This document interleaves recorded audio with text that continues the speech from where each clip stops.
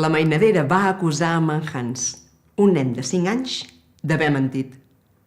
En Hans efectivament havia mentit, però es negava total i absolutament a donar-li la raó a aquella dona. En Hans era un nen tossut de mena i quan se li posava una idea entre cella i cella, si ella havia resolt que no li diria, no li ho pensava dir. Per altra banda, si en Hans era tossut, la mainadera ho era 50 vegades més i estava total i absolutament resolta a fer-li dir amb el nen allò que ella sí que volia sentir, o sigui, que havia mentit. I doncs què, Hans? M'ho penses dir d'una vegada? Oi que has mentit?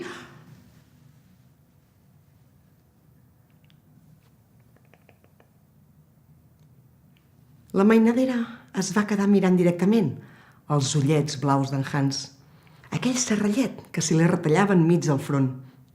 Li va quedar mirant la templa, com li començava a regalimar una gota de suor. Li va mirar la barbeta que li començava a tremolar de por. Ella se sentia absolutament superior vers el nen i se'l mirava des de la seva talaia, esperant, amb paciència. Molt bé, Hans. Doncs si no m'ho vols dir, no m'ho diguis. Igualment ho sabré d'aquí una estona. Ah, sí? I com ho sabràs?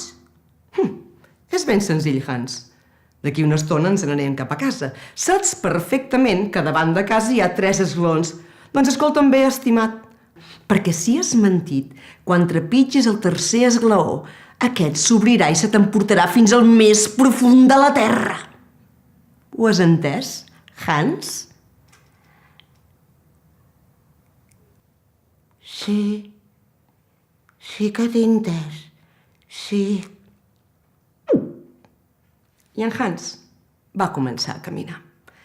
Anava darrere la mainadera, des del parc on havien estat jugant fins a casa, i es mirava la punta de les seves sabatetes negres, aquelles sabatetes que l'haurien de portar fins al més profund de l'avern o deixar-lo ben viu a la terra. Però ja hem dit que en Hans era un nen tossut de mena i mentrestant caminava dubtava, i mentre caminava es va trobar de cop i volta davant dels 3 esglaons.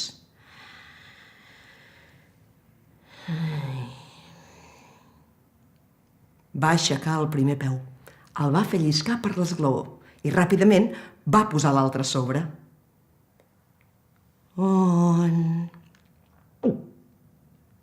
Per segona vegada va repetir exactament el mateix gest amb el segon esglaó.